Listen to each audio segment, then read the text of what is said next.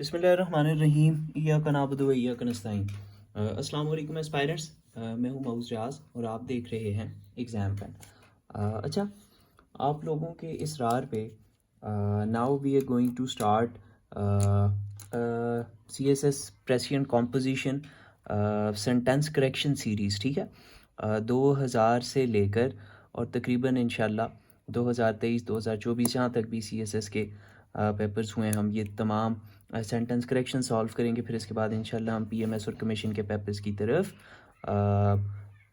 Move करने की कोशिश करेंगे। अच्छा जी, without wasting any time let's start. फिर इसके बाद हम लोग देखते हैं कि हम कभी डायरेक्ट एंड डायरेक्ट पे भी कोई सीरीज़ शुरू करने का इरादा रखते हैं। अच्छा जी, सबसे पहले आ जाते हैं जी, ये बड़ा इम्पॉर्टेंट एक पार्ट होता है CSS के एसे में। ठीक है, ये करेक्शन वाला, और ये आप ये समझें कि ये मुफ्त के 10 नंबर होते हैं। ठीक है, ये नंबर भी मुफ्त के होते हैं, ये डायरेक्ट एंड डायरेक्ट वाले नंबर भी मुफ्त के होते हैं, और ये बड़े आसान नंबर होते हैं जो ज़रा सी प्रैक्टिस से और ज़रा सी ठीक गाइडेंस से आराम सुकून से हासिल किए जा सकते हैं। ये मैं वोट दे के आया हूँ, ये वोटिंग का निशान है। अच्छा, और लेट्स टेक अ स्टार्ट जी। तो सबसे पहले हम लोग सेंटेंस की तरफ आ जाते हैं। I shall not come here unless you will not call me. ठीक है जी, ये आ गया हम लोगों का पहला जुमला। अच्छा, इसमें अब गलती कहाँ पर आ रही है? इसमें गलती ये है कि अनलेस यू कॉल मी। ठीक है, I shall not come here. ठीक है, I shall not come here unless you call me. ठीक है, ये यहाँ पे कॉमा मैंने एक और वजह से लगाया है। दरअसल ये वन कंडीशनल है। ठीक है, या फर्स्ट कंडीशनल भी से कहते हैं। इंग्लिश में सिर्फ 4 कंडीशनल्स होते हैं, 0 कंडीशनल, फर्स्ट कंडीशनल या 1 कंडीशनल, सेकंड कंडीशनल या 2 कंडीशनल, थर्ड कंडीशनल या 3 कंडीशनल। ठीक है, फर्स्ट कंडीशनल की खुसूसियत ये होती है, इसमें general day to day conditions होती हैं। ठीक है जी, डे टू डे कंडीशंस होती हैं। ठीक है, और 0 कंडीशनल की कोई अपनी खुसूसियात हैं, 2 की कोई अपनी है, 3 की कोई अपनी है। सो उन खुसूसियात को मद्देनज़र रखते हुए यहाँ पे ये जो विल का इस्तेमाल है ये गलत है। ठीक है, ठीक सेंटेंस क्या होगा?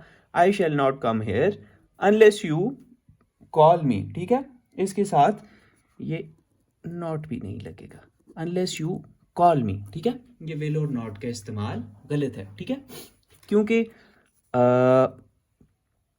यहाँ पर ऑलरेडी जो है हमने नॉट इस्तेमाल कर दी। चलो, इस चीज़ में आप कंफ्यूज हो जाएंगे, इसमें गलती थी, विल नॉट को हमने हटा दिया।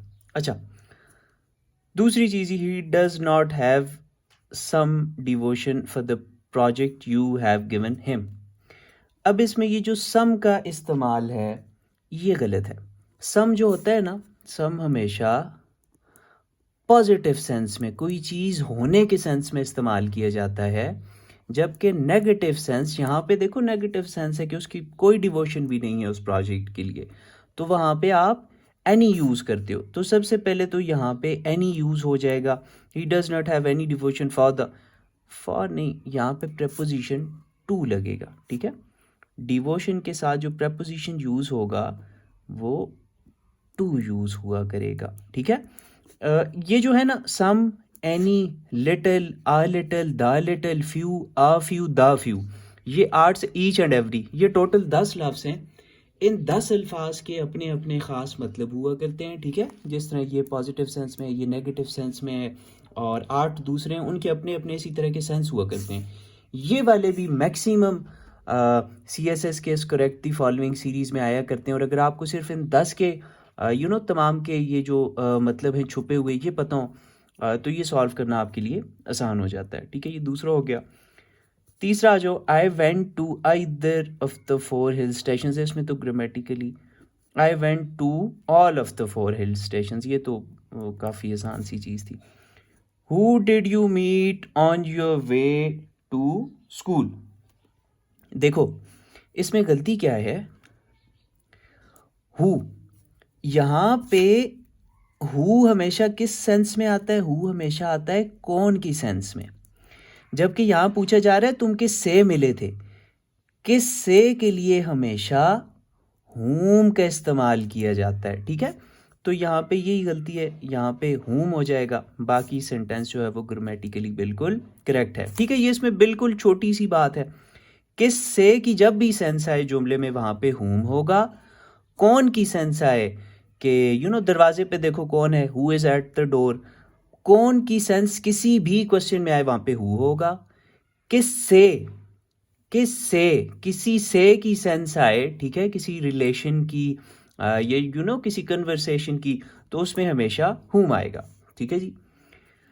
5वां जुमला देखते हैं, you must remember that you are junior than Hamid, then नहीं होगा टू होगा। ये जूनियर सीनियर इन अल्फाज के साथ हमेशा टू लगता है। ये इस तरह के तकरीबन 5 के 7 अल्फाज हैं मैक्सिमम जिनके साथ ये जो है पक्का हमेशा टू का इस्तेमाल होता है। और एग्जामिनर हमेशा ये कंपैरेटिव एनालिसिस में, कंपैरेटिव वाले सेंटेंसेस में दे देता है इन सवालों को, क्योंकि उसे पता है कि कंपेयर हम हमेशा देन से करते हैं, तो इसमें एक बड़ी कन्फ्यूजन जो है वो प्रिवेल करती है। यहाँ पे सिर्फ 7 से 8 इस तरह के वर्ड्स होते हैं जिनके साथ हमेशा पक्का टू का इस्तेमाल होता है, ठीक है। ये आपको पता होना चाहिए। वो अगर आपको 7-8 पता है तो फिर ये वाले क्वेश्चन भी जब भी आएंगे आप कभी भी गलत नहीं करेंगे। अच्छा, Aslam as well as his 4 friends were planning to visit the museum, were नहीं होगा। देखो कभी भी ये सेंटेंस स्ट्रक्चर है ना, इस सेंटेंस स्ट्रक्चर में कभी भी फैसला इस नाउन पे नहीं होता कि वर्ब क्या होगा, हमेशा फैसला इस नाउन पे होता है, ठीक है। यहाँ पे अगर होते हैं ना 4 बंदे और यहाँ पे एक भी होता तो फिर यहाँ पे वर ही आता, यहाँ पे प्लूरल वर्ब भी आता। यहाँ पे सिंगल है तो यहाँ पे फिर आप प्लूरल को इस्तेमाल नहीं कर सकते, बात समझे हो। यहाँ पे आप फिर क्या इस्तेमाल करोगे, यहाँ पे आप इस्तेमाल करोगे वॉज, ठीक है। इस किस्म के सेंटेंस स्ट्रक्चर में असलम एज वेल एज या असलम अलॉन्ग विद, ठीक है, उनमें हमेशा या फिर आइदर अली और हिज फ्रेंड्स वर नहीं होगा, ठीक है ना जी, वॉज होगा, ठीक है। और नाइदर नॉर वाले सेंटेंसेस में भी आइदर और वालों में भी जो और के साथ होगा, और नाइदर नॉर वालों में भी, ठीक है, जो नॉर के साथ होगा वो डिसाइड किया करेगा कि आपने सेंटेंस को किस तरफ लेकर जाना है, ठीक है। इसमें भी यही है, Aslam as well as his friends, अब ये डिसाइड नहीं करेंगे, ठीक है। एक ये सेंटेंस स्ट्रक्चर होता है, इसमें सेकंड वाला डिसाइड नहीं करता, ठीक है। एक ये सेंटेंस स्ट्रक्चर होता है जिसमें ये वाले कोऑर्डिनेटिंग सबऑर्डिनेटिंग कंजंक्शंस जो है वो डिसाइड करते हैं कि यहाँ पर वर्ब को प्लूरल आना है या सिंगुलर आना है, ठीक है। तो यहाँ पे सिंगुलर आएगा असलम को देखते हुए, ठीक है। अच्छा, way you went in the vacation, अब देखो अगर हम लोग देखें सेकंड फॉर्म भी लगी हुई है, पास्ट टेंस में बात भी हुई है, जुमला बिल्कुल ठीक है।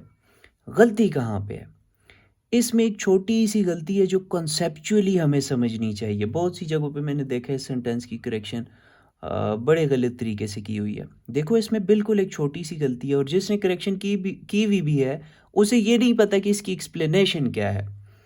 बिल्कुल छोटी सी इसमें गलती है, जब भी आप पास्ट टेंस में क्वेश्चन बनाते हो आप डिड का इस्तेमाल करते हो, ठीक है ना जी। वेयर डिड यू, और जब डिड का इस्तेमाल होगा तो फिर फर्स्ट फॉर्म आएगी, ठीक है।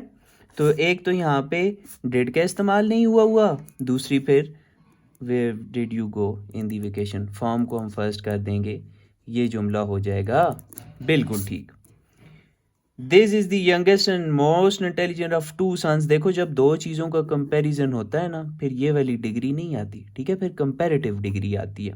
जब 2 से ज़्यादा चीज़ें हो जाती हैं तो फिर सुपरलेटिव डिग्री का इंट्रोडक्शन होता है। तो यहाँ पे क्या होगा, यहाँ पे होगा एक तो दिस इस्तेमाल नहीं होगा ना, इंसान है कोई, he is the younger, comparative degree का इस्तेमाल होगा। एंड अब यहाँ पे इंटेलिजेंट की कंपैरेटिव डिग्री क्या होगी? मोर इंटेलिजेंट, ठीक है। और इसकी सुपरलेटिव डिग्री क्या होती है? The most intelligent. बात समझ रहे हो? More intelligent of my two sons, ठीक है, ऑफ माई टू सन्स। अच्छा, बहुत सी जगह पे भी यहाँ पे दिया होता है जी देन माई टू सन्स, तो वो देन नहीं होता, ऑफ होता है इसमें। चलो, इसने यहाँ पे खुद ही ठीक दिए हुए। He is one of those who always succeed, who always succeeds, he is one of those, ठीक है। सिंगुलर बात हो रही है तो SES का इजाफा होगा। I congratulate you for you success. Congratulate के साथ हमेशा ऑन प्रपोजिशन यूज़ होगा, ठीक है ना जी। So that was today's lecture, और इंशाल्लाह फिर हम लोग अभी साथ दूसरे 2003, 4, 1, 2 तमाम पेपर्स के अभी मुझे ये अवेलेबल हुआ पेपर, तो मैंने कहा चलो इसी से स्टार्ट लेते हैं, ठीक है जी। थैंक यू और अल्लाह हाफ़िज़, फ़ी अमान अल्लाह।